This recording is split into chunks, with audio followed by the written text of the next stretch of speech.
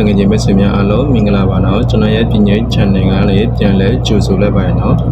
ဒီနေ့ကျွန်တော်လာပြီးမျှဝေတင်ပြသွားမယ်ကြောင်းရလေးကတော့ Facebook အကောင့်ကို log out သွားလို့ရှိရင်နော်ကိုကဘယ်လိုမျိုးနဲ့သွားပြီးပြန်ဝင်ပေးရမလဲဘယ်လိုနည်းနဲ့လုပ်သွားပြီးလုပ်ပေးရမလဲဆိုတာကတော့ကျွန်တော်လာပြီးမျှဝေတင်ပြသွားမှာဖြစ်ပါရနော်အဓိကကျွန်တော်ပြောချင်တာကတော့ကိုရဲ့ Facebook အကောင့်စဖွင့်ကြတဲ့ကနော်အဲ့ဒီဖုန်းနံပါတ်ဖြစ် Gmail ဖြစ်စိတ်ထားရမှာဖြစ်ပါရနော်အဲ့ဒီနှစ်ခုကိုတစ်ခုစီရမှာဖြစ်ပါတယ်တကယ်လို့အဲ့ဒီနှစ်ခုစလုံးကိုမစီလို့ခဲ့မဲ့ဆိုရင်တော့ပြန်ယူရတာလည်းသိမလွယ်ပါဘူးလို့ဆိုရင်တော့တကယ်လို့ကိုရဲ့ဖုန်းနံပါတ်စီသေးတယ်ဒါပေမဲ့ကိုရဲ့ Gmail အကောင့်ကိုစီသေးတယ်ဆိုရင်တော့အဲ့ဒီနှစ်ခုကိုတစ်ခုစီသေးတယ်ဆိုရင်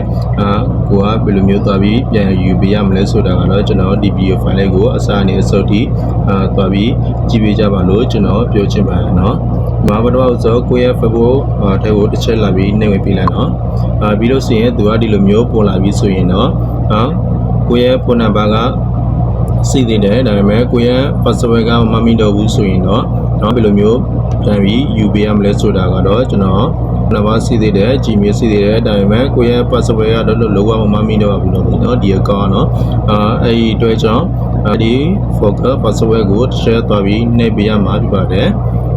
နော်အဲ့ဒီ forgot password ကိုလာပြီးနှိပ်ဝင်လို့ပြီးဆိုရင်တော့သူကဒီလိုမျိုးပေါ်လာမှာဖြစ်ပါတယ်နော်ဒီလိုမျိုးပေါ်လာလို့ပြီးဆိုရင်တကယ်လို့ကိုရဲ့ phone number ကိုစီးသေးတယ်ဆိုရင် phone number ကိုသွားပြီးထည့်ပေးရမှာဖြစ်ပါတယ်ဒါမှမဟုတ်နော်ကိုရဲ့ Gmail အကောင့်ကိုစီးသေးတယ်ဆိုရင်တော့ Gmail အကောင့်ကိုလာပြီးထည့်ပေးရမှာဖြစ်ပါတယ်ကျွန်တော်တော့အလွယ်ကူဆုံးနည်းနဲ့ကျွန်တော် phone number နဲ့ပဲလာပြီးထည့်ပြပေးသွားမှာဖြစ်ပါတယ်နော်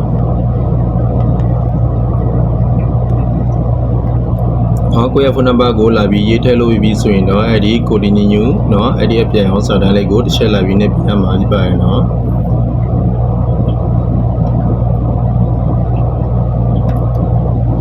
နောက်နေ့ဝင်လာလို့ပြီးဆိုရင်တော့ကိုပြန်ယူမဲ့အကောင့်ကိုလာပြီးရွေးချယ်ပေးလိုက်တော့เนาะကျွန်တော်ကတော့ဒီညေသူဆိုတဲ့အဲ့ဒီအကောင့်ကိုလာပြီးရွေးချယ်ပေးလိုက်မှာဖြစ်ပါတယ်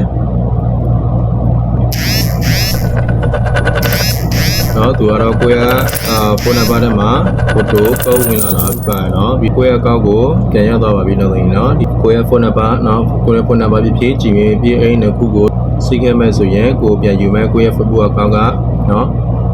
ဒီကပြန်ယူလို့ရပါတယ်နော်ကိုယ့်ရဲ့ password ကိုမမိတော့ရင်လည်းကိုပြန်ယူလို့ရပါသေးတယ်လို့ဆိုရင်နော်ကိုယ့်ရဲ့ဖုန်းနံပါတ်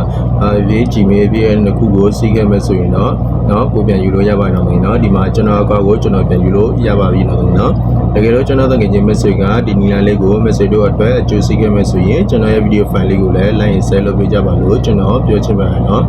ပြီးလို့ရှိရင်ကျွန်တော်ရဲ့